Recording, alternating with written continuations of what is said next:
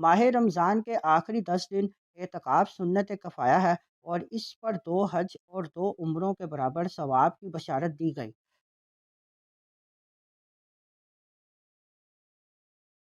بسم اللہ الرحمن الرحیم۔ آج کی حدیث مبارک اعتکاف کی فضیلت۔ صحیح بخاری حدیث نمبر 2026، صحیح مسلم حدیث نمبر 1172۔ ام المؤمنین سیدہ عائشہ صدیقہ رضی اللہ تعالیٰ عنہا نے فرمایا، سیدنا رسول اللہ صلی اللہ علیہ وآلہ وسلم وصال مبارک تک ماہ رمضان کے آخری عشرہ میں اعتکاف فرماتے رہے۔ پھر آپ کے وصال کے بعد ازواج مطہرات رضی اللہ تعالی عنہن بھی اعتکاف کرتی۔ ماہ رمضان کے آخری 10 دن اعتکاف سنت کفایہ ہے اور اس پر 2 حج اور 2 عمروں کے برابر ثواب کی بشارت دی گئی۔ مردوں کے اعتکاف کے لیے شرعی مسجد ضروری ہے، عورتوں کے لیے بھی اعتکاف بہتر ہے، تاہم انہیں مسجدوں میں اعتکاف کی اجازت نہیں، وہ گھروں میں نماز کے لیے خاص کردہ جگہ میں اعتکاف کریں گی۔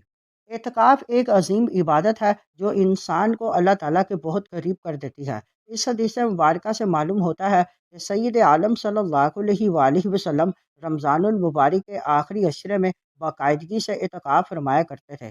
اس سے ہمیں یہ بھی سبق ملتا ہے کہ رمضان کے آخری دن عبادت، ذکر اور اللہ کی طرف رجوع کے لیے بہت قیمتی ہوتے ہیں۔ اعتکاف کا اصل مقصد یہ ہے کہ انسان دنیا کی مصروفیات سے کچھ وقت کے لیے الگ ہو کر مکمل طور پر اللہ تعالیٰ کی عبادت میں مشغول ہو جائے۔ اس دوران بندہ نماز، تلاوت قرآن، ذکر اور دعا اور استغفار میں وقت گزارتا ہے۔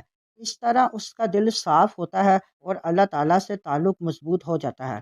رمضان کے آخری عشرے میں اعتکاف کی ایک بڑی حکمت یہ بھی ہے کہ انہی دنوں میں لیلۃ القدر آتی ہے، جو 1000 مہینوں سے بہتر رات ہے۔ جو شخص اعتکاف میں ہوتا ہے وہ زیادہ آسانی سے اس مبارک رات کی برکتیں حاصل کر لیتا ہے۔